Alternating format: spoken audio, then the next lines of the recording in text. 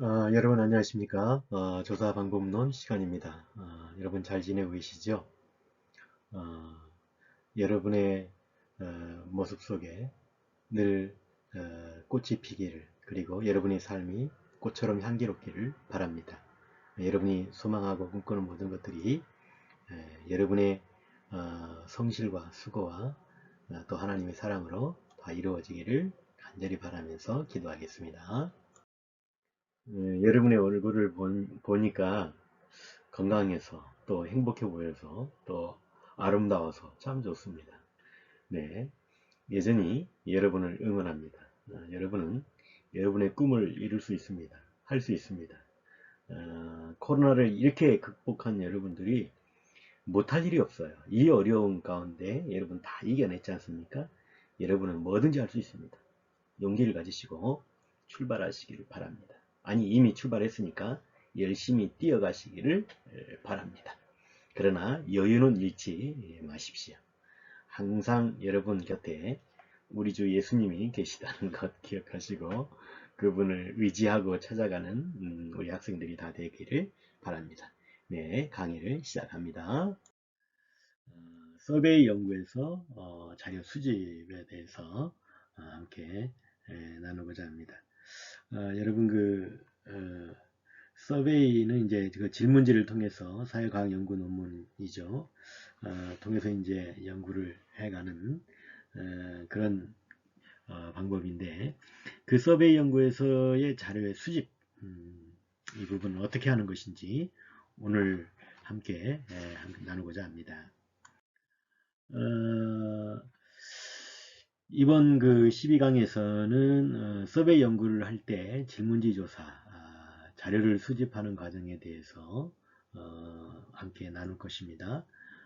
기본적으로 그 자료의 의미 그리고 종류를 먼저 강의한 다음에 그 다음 조사를 통해서 자료를 수집하는 다양한 방법들 그리고 그 방법과 더불어서 그 절차 그거에 대해서 함께 나누게 되겠습니다. 여기서 이제 설명하는 자료 수집의 내용은 서베이, 즉 질문지를 통해서 양쪽 자료를 수집하는 과정에 초점을 두고 있다는 것을 말씀을 드립니다. 먼저 자료의 종류와 의미에 대해서 나눠볼 텐데요. 먼저는 자료의 의미, 이 양적 연구에서 양적 자료를 준비하는 데서 이 자료의 의미가 뭐냐?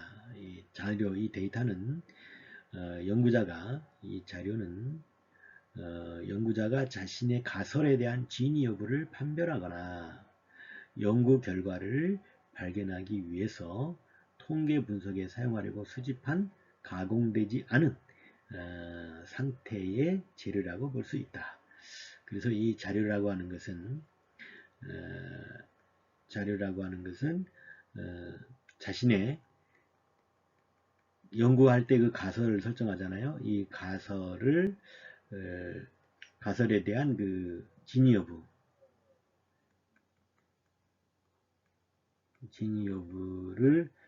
판별하는 것이고 또 연구 결과를 발견하기 위해서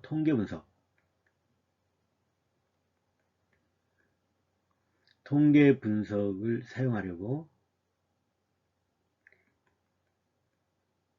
사용 위한 그 수집한 자료 혹은 재료라고 말할 수 있습니다.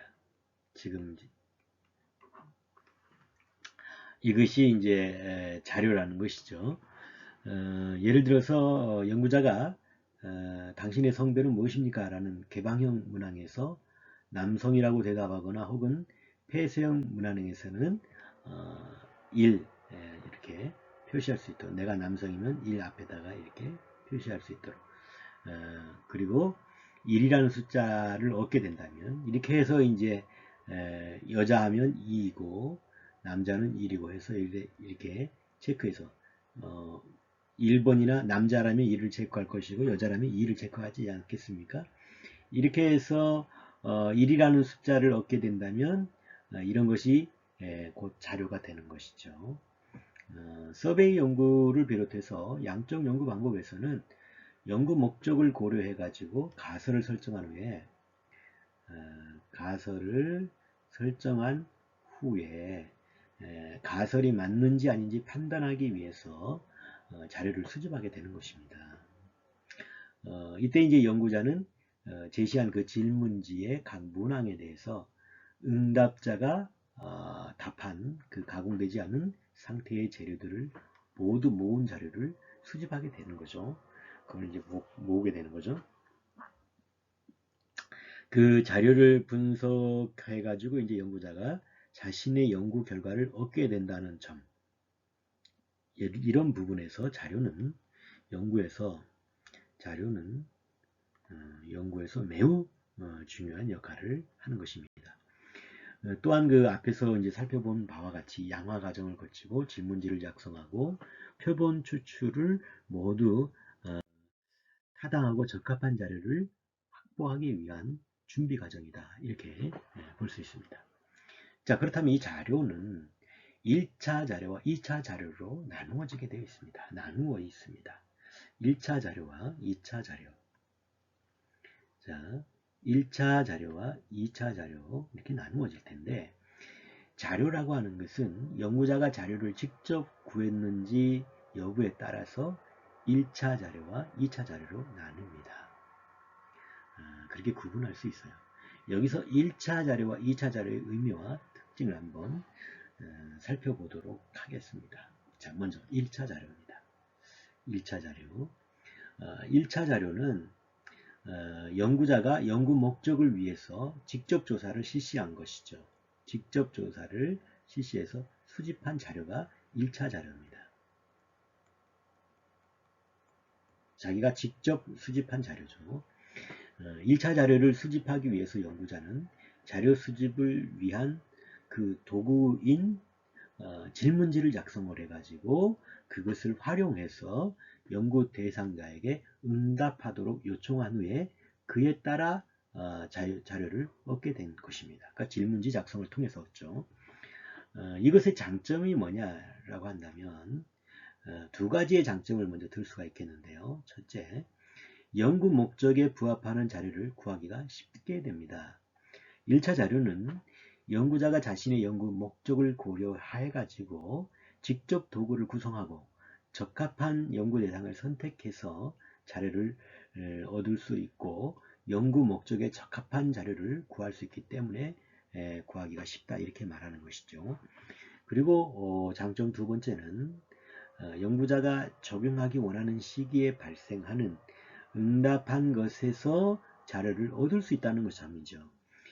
직접 조사를 하기 때문에 연구자 자신이 연구하고자 하는 현상을 관찰하기에 가장 적합한 시기를 조절해 가지고 자료 수집하는 것이 가능하기 때문에 그렇습니다. 이것이 이제 장점이라면 모든 문제에 있어서는 장점이 있다면 단점이 있습니다. 단점이 있다면 또한 장점도 있는 것이죠. 그래서 이 장점 두 가지와 더불어 이 단점이 또 뭐냐라고 본다면 상대적으로 이것이 다른 연구 방법과 비해서 상대적으로 시간과 비용이 많이 들어간다 하는 것입니다. 2차 자료는 여기서 이 2차 자료는 어떤 이미 존재하는 것을 가져다가 사용하는 것입니다. 1차 자료는 이 1차 자료는 내가 직접 조사해서 수집한 것이 1차 자료 아닙니까? 그러나 2차 자료라고 하는 것은 기존에 나와 있는 연구, 기존에 있는 자료를 사용하는 것. 이것이 바로 2차 자료라 하는 것입니다. 1차 자료는 내가 직접 연구한 것이고 2차 자료는 남이 했던 이미 연구 결과물로 이미 나와 있는 존재하고 있는 자료인 것이죠. 그래서 이제 1차 자료는 연구자가 도구를 구성을 하고 연구 대상을 선정하고 그리고 이제 자료 수집을 해야 하는데 이런 모든 과정에서도 비용이 발생하잖아요. 이제 연구하는 데 가서 써야 되죠. 또 질문지도 작성해야 되죠. 프린트해야 되죠. 때로는 또 그 질문지를 돌리는 분에게 또 좀 비용이 좀 들어갈 수도 있는 것이고요. 이렇게 이제 이 모든 과정은 이 1차 자료에 있어서 비용 발생이 이제 생긴다는 것이죠. 이에 따라서 이제 경제적인 측면에서 2차 자료를 사용할 수 있는지를 먼저 고려해 보는 것도 괜찮다는 것입니다. 가능하다면 있다면 뭐 2차 자료를 활용해도 되는 것이고요. 안 그러면 이제 1차 자료로서 내가 직접 조사를 해야 되는데 경제적인 부분에서 또 시간적인 부분에서 그런 경비가 좀 들어간다는 부분이 좀 있습니다. 그리고 이제 2차 자료를 또 생각해 보면 이 2차 자료는 연구자가 자신의 연구 목적을 고려해 가지고 직접 수집한 자료가 아니라 자신의 연구에 적합하다고 판단해서 이미 존재하던 것에서 구한 자료가 바로 2차 자료예요. 그래서 이 2차 자료는 이미 있던 존재에서 것에서 구한 자료란 말이에요. 내 연구에 맞다, 적합하다 해서 이런 자료는 이제 대표적으로 정부의 공식 통계, 정부의 공식 통계 혹은 통계청의 통계 지표, 정부 기관 등이 공개한 연구 보고서 등이 여기에 해당된다고 볼 수 있습니다. 최근에는 정부가 출연한 연구기관 등 그 공공연구기관에서 연구 보고서를 작성하고 조사한 자료나 패널 조사 자료들을 공개하는데 그런 모든 것들이 2차 자료에 속하는 것입니다. 이 2차 자료의 장점이 뭐냐? 장점을 먼저 본다면 두 가지의 장점을 들 수가 있겠는데요. 첫째, 시간과 비용을 절약할 수 있다. 일일이 모든 것을 내가 스스로 조사해야 된다면 거기에 경제적인 것도 또 시간적인 문제도 들어가게 되죠. 여러 가지 소비하게 되죠. 그러나 2차 자료는 연구자가 직접 비용을 들여서 질문지를 작성하고 조사를 실시하지 않기 때문에 시간과 비용을 줄일 수 있는 그런 장점이 있어요. 특히 2차 자료가 연구 목적과 일치할 때에는 1차 자료를 구하는 것과 비교해서 그 연구에서의 그 시간과 비용을 크게 도움을 받죠. 절감할 수 있습니다. 두 번째 장점은 뭐냐면 2차 자료가 공공연구기관의 자료를 사용할 경우에는 자료의 신뢰성이 높다는 거예요. 신뢰성. 정부에서 내놓는 것이니까 연구의 그 수준을 높여주는데도 일조할 수 있습니다. 그 자료를 2차 자료를 사용함으로써 더불어서 이제 개인의 그 수준 직접 수집할 수 있는 자료보다 양이나 질적인 면에서 굉장히 우월한 경우가 많이 있죠. 그런데 이제 이게 또 단점도 있단 말이죠. 단점 두 가지를 살펴볼 텐데 첫째, 연구 모형에 적합한 자료를 구하기가 사실상 어려워요. 내 연구에 그 맞는 그 자료를 구하기가 사실은 쉬운 건 아니죠. 서베이 연구에서 2차 자료는 타인이 조사한 것을 주로 사용하게 되는 것이지만 이 경우에는 연구자의 연구 모형에서 고려되는 모든 변수에 해당하는 자료를 구하기가 어려운 경우도 종종 생기게 됩니다. 그게 이제 단점이고요. 두 번째 단점은 뭐냐 하면 상대적으로 자료가 일정 시기가 지난 후 공개되기 때문에 시기가 좀 지난다는 거죠. 지난 후에 공개되기 때문에 시기적인 측면에서 적합성에 문제가 생길 수가 있다는 거예요. 그러니까 예를 들어서 우리가 이제 이 논문을 쓰는 것이 7월, 8월 그래서 이제 이 논문이 이제 출간이 되면은 지금이 2021년이면 2021년에 나온단 말이에요. 이게 연구가 논문으로 해가지고 그러면 이제 벌써 이 2001년 이제 독자들이 읽으면 이제 2001년 보면 이때의 통계, 2001년도 통계는 또 해당 연도의 통계일 수도 있지만 그 이전에 또 통계도 들어가 있을 수 있지 않습니까? 이래서 이제 최근 자료를 분석해야 되는 연구에서는 2차 자료의 사용에 어려움이 있을 수가 있습니다. 충분히 여러분 그 어려움은 여러분도 예상이 가능하리라고 봅니다. 그런 이제 단점을 가지고 있습니다. 장점과 단점이 다 있겠죠, 모든 것에. 자, 그렇다면 횡단 연구 자료와 종단 연구 자료, 횡과 종의 연구 자료에 대해서 한번 돌아봅시다. 서베이 연구를 위해서는 질문지 조사를 할 때인데, 이 질문지 조사를 할 때 연구자가 조사하는 시간 차원에 따라 시간의 그 차원에 따라서, 시간적인 그 차원에 따라서 얻을 수 있는 자료의 성격이 달라진다는 것이에요. 다시 말해서 어느 한 시점에서 조사해 가지고 관련 변수 간의 관계를 조사하는 경우도 있고, 또 긴 기간, 어떤 짧은 기간 동안에 어느 한 시점에서 할 수도 있는 것이고, 또 다른 게 긴 시간 동안 여러 차례 걸쳐 조사하는 변수 간의 관계를 조사하는 경우도 있겠죠. 전자와 같은 수집한 자료, 즉 짧은 기간에 그런 것을 가지고 횡단 연구 자료다 이렇게 말하고요. 긴 기간에서 한 그 자료를 종단 연구 자료라 이렇게 말합니다. 그러니까 횡단과 종단, 이런 연구 자료가 있다는 것을 여러분 기억해 두시고요. 각 연구에서 얻게 되는 자료는 그 성격에서 차이가 나게 되는데, 이에 따라서 자료 분석에서 시간의 측면을 반영해 가지고 자료를 인과적으로, 원인과 결과적으로 분석하고 결과를 설명하는 데도 차이가 조금 일어날 수밖에 없습니다. 자, 그렇다면 이제 먼저 횡단 연구 자료에 대해서 살펴보도록 하겠습니다. 횡단 연구 자료의 의미, 그리고 그 특징을 먼저 살펴보면요. 횡단 연구는 말 그대로 어느 한 시점을 특정한, 어느 한 시점에서 특정한 연구 대상의 경험이나 인식 등에 대한 것을 단면적으로 연구하는 경우를 말합니다. 서베이 연구 경우에 횡단 연구 자료는 특정한 한 시점에서 그 연구 대상에게 관련 변수로 구성된 질문지를 사용해 가지고 조사하게 됨으로써 수집한 자료가 아니겠습니까?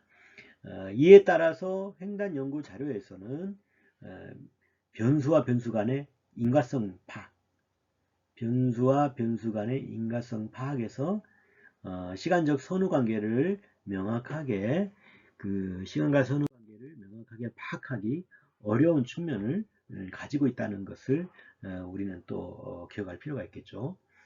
그래서 횡단 연구 자료는 상대적으로 그 특정 집단의 특성에 대한 탐색적 연구나 혹은 기술적 연구에서 많이 활용이 되는 겁니다. 그리고 이제 이처럼 횡단 연구 자료에서는 기본적으로 측정된 변수 간의 시간적 선후 관계가 명확하지 않는 한계가 있기는 해요. 하지만 횡단 연구 자료를 사용한 사회 현상에 대해서 인과에 대한 설명이 불가능한 것은 아니라는 것입니다. 이제 그 지난 강의에서도 언급한 바처럼 서베이 연구에서는 횡단 자료를 사용할 때 시간적 선후 관계가 불분명하다는 점은 기존의 이론이나 선행 연구에서 그 나타난 다양한 주장들, 그리고 그 증거들, 그것들을 통해서 충분히 보완할 수가 있습니다. 보완돼요. 가능합니다. 실질적으로 종단 조사의 현실적인 어려움으로 인해서 횡단 조사가 많이 이루어지고 있는 것이 사실이고, 이를 사용한 인과적 설명이 많이 이루어지고 있다는 것을 우리는 볼 필요가 있겠습니다.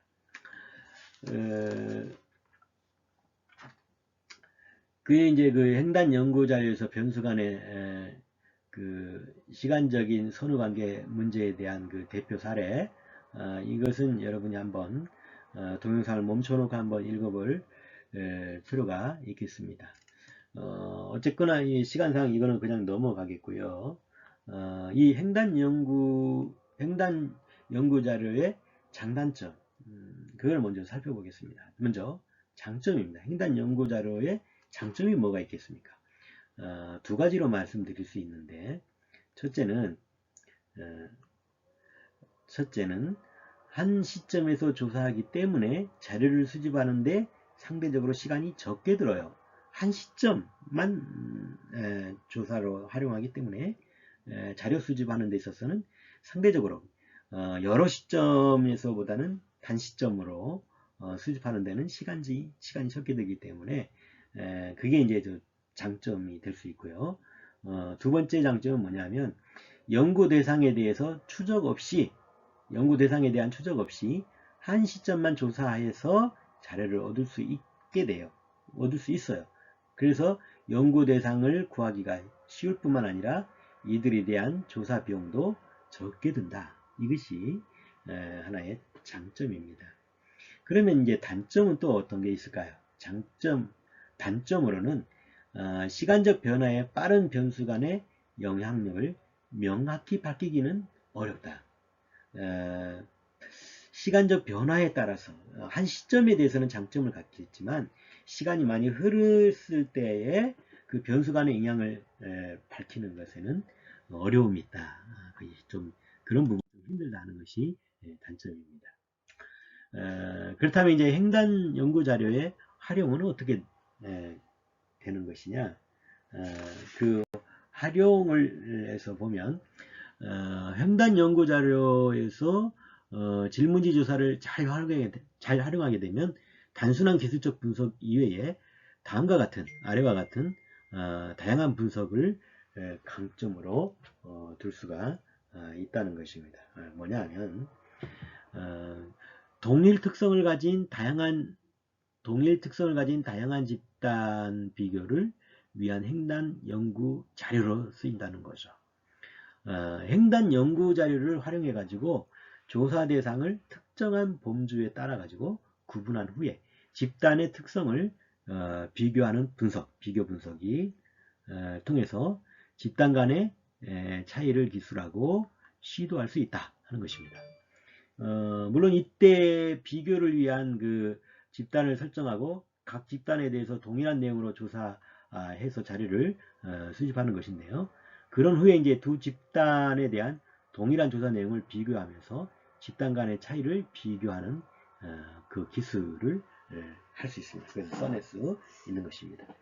아래는 이제 그 횡단 연구 자료에서 집단 간의 차이 비교에 대한 연구 그 사례입니다.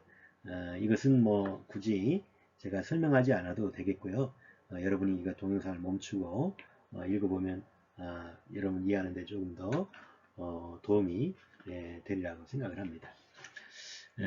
그래서 일단 이 사례를 읽고 나서 횡단 연구 자료일지라도 자료를 잘 수집해서 분석하는 방법을 다각적으로 고려할 경우에는 단순한 기술을 넘어서 변수 간의 관련성을 세밀하게 설명을 찾을 수 있다는 것입니다. 즉 다시 말한다면 횡단 연구 자료를 수집한 경우일지라도 연구자의 노력으로 변수 간의 관련성을 기술하면서 기록하면서 그 안에서 인과적인 측면의 이 가능성을 고려할 수 있는 연구 결과를 내놓을 수도 있다 하는 것입니다. 그리고 이제 두 번째는 시간 변수를 고려한 횡단 연구 자료가 있죠. 동일한 시점에서 조사하는 횡단 연구 자료에서도 시간적 측면을 반영하는 분석을 시도할 수도 있어요. 이것은 이제 세부적으로 다음에 세 가지 측면을 고려해야 되는데요. 그건 뭐냐 하면 첫 번째가 변수의 시간 순서를 파악할 수 있는 자료를 활용하는 방법입니다. 이것은 이제 질문지 조사를 진행하고 이제 그 결과를 보고 나서 시간의 순서를 파악해 가지고 분석하는 방법이죠. 이와 관련해서 이제 한 사례를 살펴보면은 한 대학에서 학생들의 마약 사용 양상을 조사한 횡단 연구 자료를 확보했습니다. 이때 질문지 조사 문항에는 그 여러 종류의 마약을 제시하고 각각에 대한 사용 여부를 응답하도록 했다는 것이죠. 그래서 이제 그 결과를 이제 분석해 보니까 대마초와 ISD, LSD죠. LSD 그리고 LSD의 사용의 경우 둘 다 사용한 학생, 대마초 하나만 사용한 학생 또는 둘 다 사용하지 않는 학생으로 조합이 나타나게 되죠. 그런 조합이. 반면에 이제 LSD만 사용한다는 응답자는 없었습니다. 이에 따라서 연구자들은 LSD만을 사용하는 학생이 아무도 없다는 점에 주목해야 됐고, 대마초와 LSD를 동시에 사용하는 학생의 경우 대마초를 먼저 해보고 그 다음 LSD를 사용하는 것이 일반적이고 또 동시에 학생 마약의 그 사용 유형에 시간 차이가 있다는 것, 그런 결론을 내릴 수가 있었다는 것입니다. 이런 경우처럼 자료를 수집하기 전에 질문지 조사에서는 시간 순서를 고려하지 않더라도 수집한 자료를 잘 살펴보면 응답 내용을 통해 가지고 그 내용 안에 이미 시간 차이를 고려한 자료 분석이 가능해질 수 있다는 것입니다. 그런데 이제 이 경우에는 이제 자료 수집 과정에서 파악하기가 어렵고 수집한 자료를 잘 분석해야만 사용할 수 있는 그런 방법이겠죠. 두 번째는 시간 변수 고려한 그 횡단 연구 자료에 대한 두 번째는 변수의 시간 순서가 명확한 변수를 통해서 자료를 얻는 방법입니다. 이것은 이제 질문지를 구성할 때 아예 변수의 그 시간 순서를 고려한 문항을 배치하는 방법이죠. 이와 관련해서 그 사례를 보면 대학생을 대상으로 그들의 학업 성적에 영향을 주는 요인을 파악하는 연구를 시작하면서 연구자는 졸업한 고등학교의 유형을 하나의 변수로 넣어서 질문을 구성했습니다. 이에 따라 가지고 이제 수집한 자료를 분석하면서 고등학교 유형을 변수로 사용해 가지고 사립고등학교를 졸업한 대학생이 공립고등학교를 졸업한 대학생들에 비해서 학업 성적이 좀 더 높게 나타났다고 한다면 고등학교라고 하는 이전의 경험이 대학 성적에 영향을 준 것으로 볼 수 있다는 것입니다. 이 점에서 이제 고등학교 경험이라는 과거의 경험이 현재 대학 학업 성적에 영향을 주는 요인으로 시간적 측면이 반영이 되어진 논리 추론을 할 수 있다 하는 것입니다. 이것처럼 이제 자료를 처리하기 위해서는 동일한 시점에서 조사하는 횡단 연구 자료임에도 불구하고 모든 집단에 동일하게 적응하는 과거의 한 시점을 명확하게 파악할 수 있는 질문을 구성하여 자료를 조사할 수 있다 하는 것입니다. 세 번째로는 동일한 현상에 대하여서 다양한 연령 집단을 비교하는 방법입니다. 이것은 그 질문지 조사를 할 때 이미 다양한 그 연령 집단을 연구 대상으로 하고 그것을 질문으로 구성해 가지고 조사를 한 결과를 사용하는 그런 방법입니다. 이제 기본적으로 동일한 시점에 그 연령적으로는 다른 위치에 있지만 다른 조건은 동일한 경우에 나타나는 차이는 시간적인 경험에 의한 차이일 것이라는 가정, 그 가정이 거기 안에 담겨져 있는 거예요. 이 가정은 맞을 수도 있겠지만 또는 아닌 경우도 있을 수 있죠. 그렇죠? 그래서 종단 연구와 달리 시간적 측면의 그 변화를 완벽하게 받쳐주지는 못한다. 받쳐주지 못하는 단점을 갖고 있다는 것입니다. 그러나 횡단 연구 자료에서도 이런 그 시간적 변화를 고려해 가지고 집단을 구성한 연구를 시도해 가지고 분석하기도 합니다. 그런 방법을 동원하기도 하지요. 어쨌든 이제 이런 식이 있고, 다음 자료를 한번 보면, 종단 연구 자료를 한번 보겠습니다. 종단 연구. 종단 연구 자료 보면, 종단 연구 자료의 의미와 특징을 먼저 보겠습니다. 종단 연구 자료는 동일한 현상에 대해서 시점을 달리 해가지고 여러 차례 조사해가지고 얻는 자료가 이 종단 연구입니다. 연구 자료입니다. 그러니까 이제 서베이 연구의 경우에 다양한 시기에 일정한 간격을 두고 조사를 실시해가지고 자료를 얻는 것이 여기에 해당되는 거예요. 종단 연구라고 하는 것입니다. 그러니까 이제 여기에 따라서 이제 종단 연구 자료는 변수와 변수 간의 인과성 파악에 시간성을 고려할 수 있는 특징이 있죠. 시간적인 그 시간성을 고려할 수 있는 연구 방법인 것이죠. 그래서 이제 여기에 장점과 단점을 살펴보면, 먼저 장점에서 시간 간격을 두고 조사하기 때문에 시간의 변화와 다른 변수나 사회현상의 변화 양상을 아주 비교적 잘 파악할 수가 있겠다 하는 것이고요. 또 시간의 시간의 그 변화 특성을 파악할 수 있음이 있기 때문에 변수 간의 시간의 선후 상황이나 변화 가능성, 이것을 반영해 가지고 정확한 인과성, 원인과 결과를 설명하기에 굉장히 용이한 것이다. 그런 방법이다 하는 것을 말씀을 드리고, 더 나아가서 이 종단 연구 자료의 단점은 그럼 뭐냐? 장점이 이와 같은 것이라면 단점은 뭐냐? 이 단점은 여러 차례에 걸쳐서 조사해야 하기 때문에 조사 비용도 들고 시간도 많이 들어가는 것이 단점 중에 단점입니다. 그리고 이제 연구의 대상이 사라지거나 연구 대상이 이전 조사의 내용을 기억할 경우에 나타날 수 있는 자료 왜곡, 이거 이제 문제가 될 수가 있겠죠. 이런 경우에는. 이제 그리고 종단 연구 자료의 종류는 어떨까요? 먼저 이제 추세 연구 자료가 있습니다. 추세 연구라는 것은 일정한 시차를 두고 동일한 내용의 조사를 반복하는 거예요. 그렇게 해가지고 시간의 변화에 따라 나타나는 변화의 양상, 시간에 따른 변화 양상, 경향성을 파악하는 그런 그 경향성을 파악하는 연구 방법입니다. 이것이 추세 연구 자료가.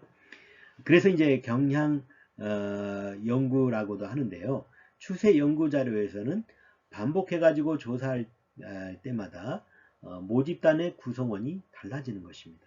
다시 말해서 청소년의 성의식 조사를 10년 단위로 할 때 1990년도와 2000년도 그리고 2010년도에 만 15세인 청소년을 연구 대상으로 한다고 한다면 각 조사 시기마다 연구 대상자인 모집단의 구성원은 달라지잖아요. 10년이 지났으니까.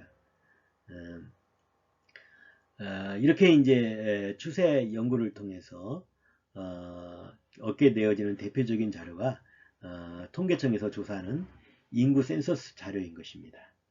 이 인구 센서스는 우리나라 인구를 10년 단위로 이제 전수조사를 하는 거죠. 어쨌든 오늘 1강은 여기까지 하고 이어서 계속해서 2강에서 이 강의를 이어가도록 하겠습니다. 여러분 잠깐 쉬셨다가 오시겠습니다. 예, 이따 뵐게요.